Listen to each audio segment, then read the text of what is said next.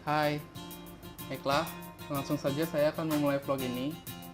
Eh, Pertama-tama, saya akan membahas sebuah topik bahasan mengenai kesalahan-kesalahan yang umum terjadi saat pemodelan proses bisnis menggunakan BPMN.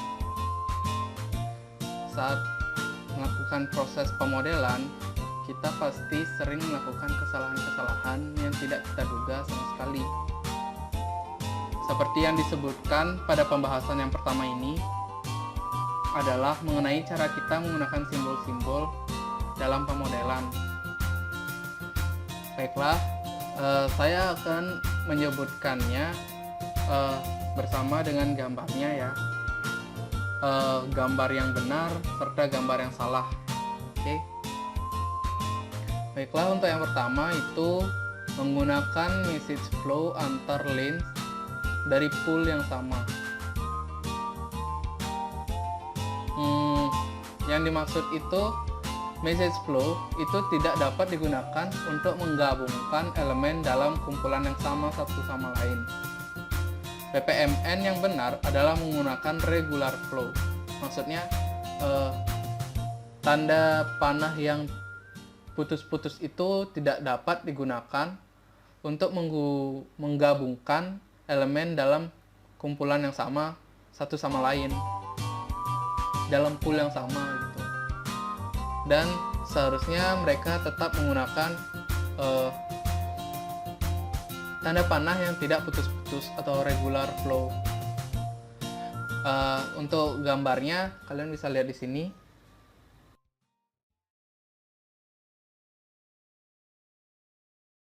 Lalu yang benar adalah seperti ini.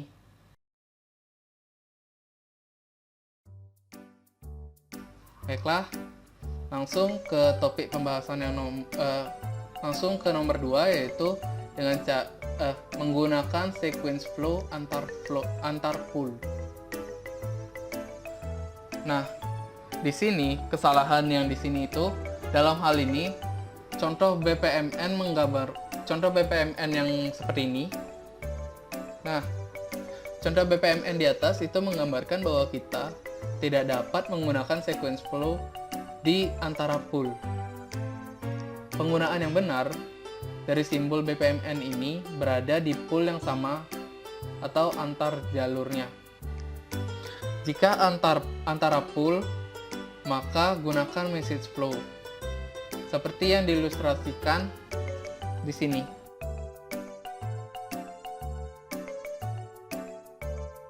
Baiklah, untuk selanjutnya yaitu memasukkan start tetapi lupa untuk mengindikasikan end. Nah, ini seringkali terjadi karena mungkin bikin pemodelannya itu secara terburu-buru ya. Nah, ini adalah contoh praktik terbaik dasar menggunakan simbol BPMN yang tidak boleh dilupakan.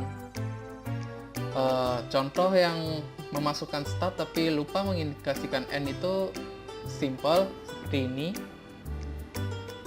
Lalu yang benarnya pastinya ada end di sebelahnya. Baiklah, lanjut ke nomor 4, itu ada menyajikan intermediate event yang dikecualikan dari proses flow. Seperti yang kita ketahui ya, seperti namanya, intermediate event itu menunjukkan di mana sesuatu terjadi di suatu tempat antara start dan end. Antara start dan end dari suatu proses.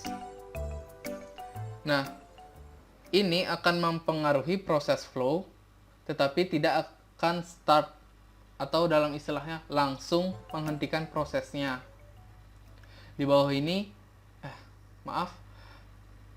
di sini adalah cara yang benar untuk melanjutkannya. Baiklah. Nah, untuk selanjutnya, menggunakan anotasi untuk menjelaskan proses flow. Terkadang, anotasi teks itu adalah mekanisme bagi pemodel untuk memberikan informasi teks tambahan untuk pembaca diagram. Objek anotasi teks dapat dihubungkan ke objek tertentu pada diagram dengan association, tetapi tidak mempengaruhi aliran dari proses. Berikut adalah yang salah. Lalu, cara yang benar adalah seperti ini.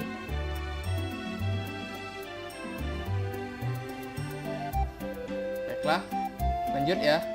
Untuk menghubungkan gateway tanpa menggunakan sequence flow. Nah, gateway itu harus terhubung hanya dengan sequence flow. Dalam contoh BPMN di atas, ini dilakukan menggunakan default flow dan conditional flow. Keduanya tidak benar. Nah, untuk ilustrasi yang benar, seperti ini.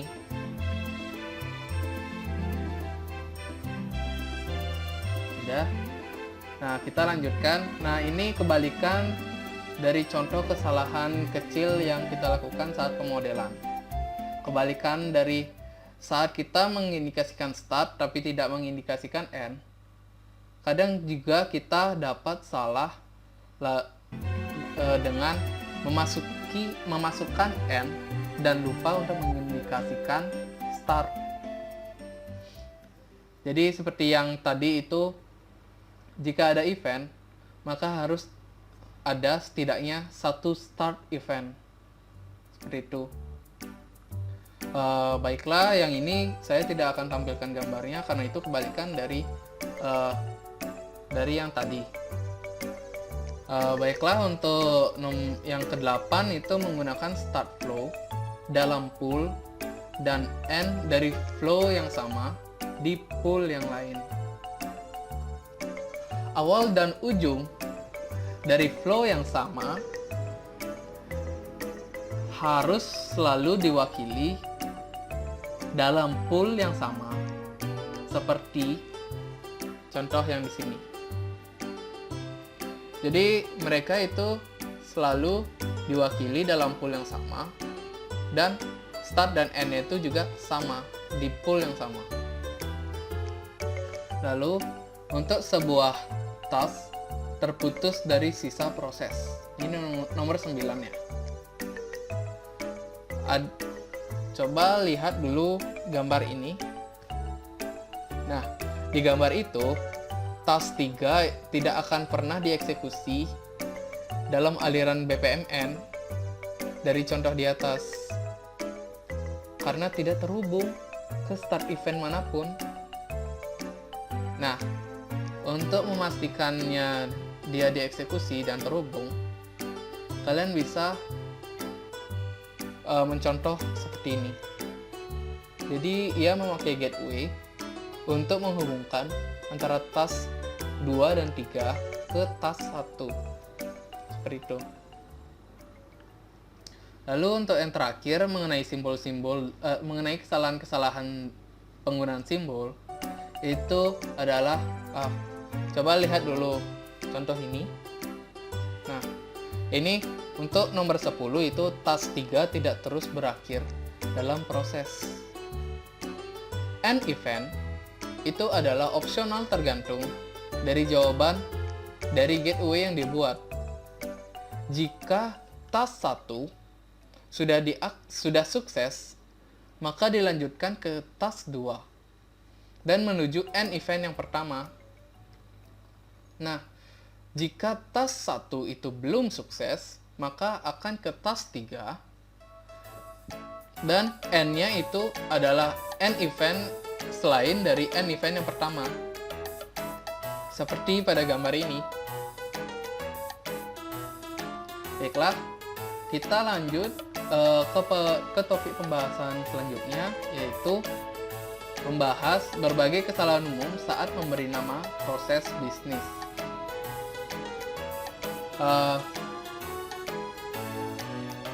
Baiklah, berikut pembahasannya saat membuat workflow, model. Setiap proses, subproses, dan task akan membutuhkan nama yang terpisah. Oleh karena itu, saya akan menjabarkan 5 kesalahan umum berikut mengenai penamaan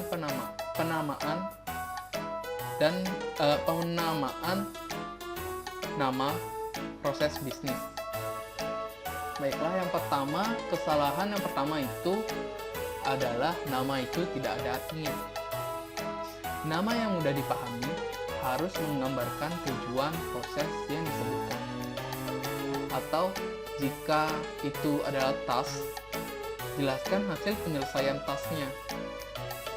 Lalu yang kedua itu adalah nama tidak terlalu panjang atau tidak terlalu pendek. Maksudnya kesalahannya itu adalah namanya terlalu panjang atau namanya terlalu pendek. Dalam penamaan, aturan umum untuk penamaan proses bisnis yang efektif adalah bahwa satu kata mungkin tidak cukup, tetapi lebih dari 3 atau 4 mungkin terlalu banyak. Dalam contohnya, itu email konfirmasi, kirim email, itu terlalu pendek dan terlalu luas untuk digunakan. Sementara periksa produk masih ada, kemudian isi template email dan template email yang sudah selesai kepada pelanggan. Nah, itu penamaannya terlalu panjang. Jadi si pembaca diagram akan ruwet dan tidak mau membacanya. Jadi harusnya itu tidak terlalu panjang dan itu tidak terlalu pendek namanya. Lalu untuk yang ketiga, itu adalah nama tidak konsisten. Jika kita menamakan suatu proses dalam satu model proses bisnis, tetapi sesuatu yang berbeda dalam model lain, kita pasti kemungkinan akan kebingungan dan frustasi di antara manajemen dan staf. Penting juga untuk menjaga konsistensi dalam model proses bisnis tertentu. Jika jenis proses atau task yang sama muncul lebih dari satu kali, jika kita memiliki kirim email konfirmasi pelanggan sebagai nama suatu proses, tetapi tugas lain dalam model proses yang sama disebut email konfirmasi produk kepada pelanggan. Dan dengan demikian peluang untuk meningkatkan efisiensi itu hilang. Seperti itu. Lalu untuk yang keempat, itu ada namanya terlalu samar. Jadi setiap proses atau nama task harus didasarkan pada kata kerja tertentu. Dengan kata lain, kata melakukan. Dalam contoh kirim adalah kata aktif dan merujuk pada satu tindakan. Proses atau nama task yang ditulis dengan buruk akan mencakup kata-kata seperti kelola, lakukan, proses, pegangan, atau fasilitasi. Karena kata ini menyampaikan bahwa suatu tindakan diperlukan tanpa benar-benar dengan jelas menyatakan apa tindakan itu. Dan yang terakhir adalah nama diputuskan oleh satu orang. Perencanaan proses bisnis adalah kegiatan kolaboratif fundamental. Dengan demikian, kita harus bekerja sama dalam mendefinisikan dan memberi nama proses bisnis dan task dalam sebuah grup. Baiklah, sekian vlog dari saya.